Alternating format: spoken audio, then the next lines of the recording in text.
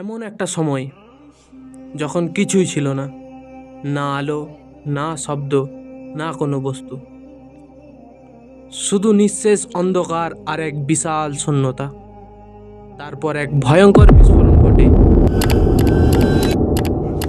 এমন একটা বিস্ফোরণ যা পাল্টে দেয় সব কিছু, যাকে সায়েন্স বলে বিগ ব্যাং। কিন্তু আপনি কি জানেন এই বিগ ব্যাং এর কথা 1400 বছর আগে বলা হয়েছে কোরআনে? আল্লাহ বলেন, আকাশ ও পৃথিবী একসাথে ছিল, আমি তা পৃথক করে দিয়েছি। এবারে ভাবুন, এটা কি কেবল কাকতালীয় ব্যাপার, নাকি এটা একটা বিরাট প্রমাণ যে কোরআনই সত্য? তো সম্পূর্ণ ভিডিওটি পুলিশো রিসার্চ একাডেমিতে আসছে। সাবস্ক্রাইব করুন এবং আমাদের সাথে থাকুন।